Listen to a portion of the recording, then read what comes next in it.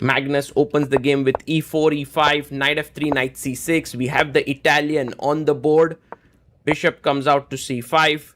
White castles. And Sindarov plays his pawn to d6, delaying the development of his knight on g8. c3 played with the idea of pushing forward with d4. Sindarov gets his bishop back. These small nuances often in the Italian can mean many different things. And Javokhir is waiting for Magnus to commit something before he can bring his knight out to f6.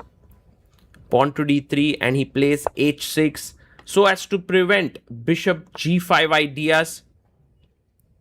And I think black has perhaps gotten the setup that he wanted, and next move can bring his knight out to f6. You can see Magnus being slightly perplexed by Javokhir Sindarov's choice. He's taking his time. a4, a5 is not yet possible. The square is well controlled, and so you can bring your knight out, and that's what Sindarov does. Knight to f6. A move like b4 to gain space can be met with a5. So he brings his knight to d2, developing his knight. And now black castles. And Magnus, now maybe he can go rook e1, h3, a very typical move. Rook e1 makes space for the knight to come to f1 to g3. You have maybe b4. These are all the possible moves in the position. He goes pawn to h3, stopping the bishop from coming to g4.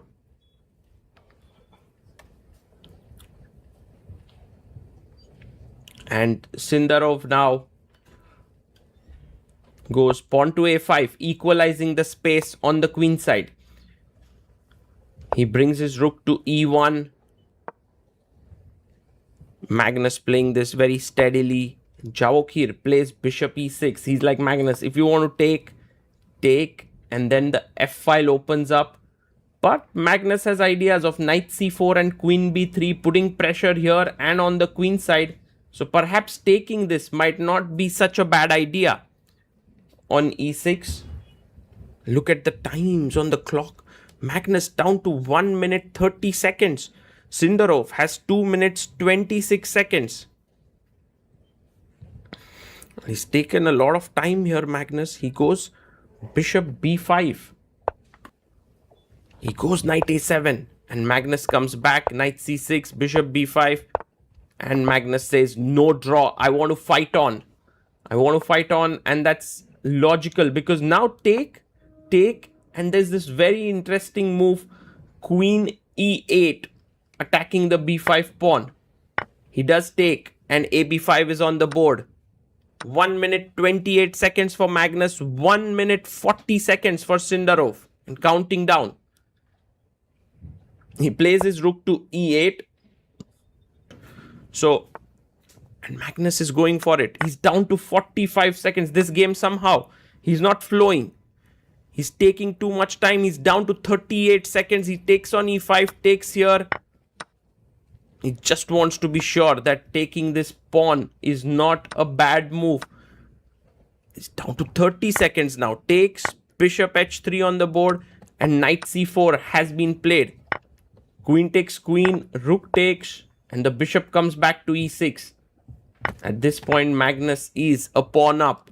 If you count the pawns, no, actually it's equal number of pawns. He's not a pawn up anymore, but he does feel that he has a small edge, considering that these pawns are a bit weak. Bishop b3 played, attacking the knight here. The bishop comes to f4, and something like knight h5 will be met with bishop h2, because the bishop can control the knight.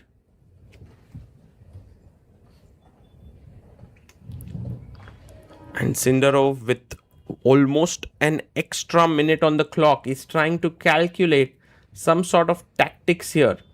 Knight e4, rook e4, and f6.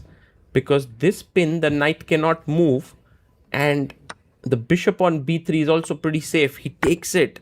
Sindarov is so confident. He's executing these tactics without really losing time. Rook e4, f6 played. The rook comes to e1. And it's opposite colored bishop, so it could be that the players would shake hands very soon. But on the other hand, you can see that the black king side is a bit weak. Rook g4 with the idea of putting pressure on g7. Not an impossible task, and it could be something interesting to watch out for. 40 seconds for Javokhir, 23 for Magnus. And Sindarov tries to zone in. He brings his bishop back.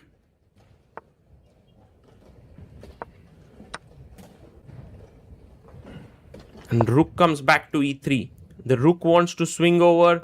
Bishop c4. He takes the pawn. Rook e7 played. Now the g7 pawn is under a lot of pressure. So although Sindarov is a pawn up, his b6 pawn is under pressure. His g7 pawn is under pressure. And now he's also below on the clock. King f8 takes the rook. And these are the positions I would be seriously afraid of when facing Magnus. He's so good. Rook takes, rook b7, equalizing the number of pawns. But now b6 is hanging, bishop g7 and h6, g5. And Sindarov has just 6 seconds left on the clock. He goes bishop c6. Pretty sure that very few players in the world can hold this position against Magnus Carlsen, the maestro of endgames. b3 played. And now king comes up to f7. He goes rook a6, bishop d5. Lovely move.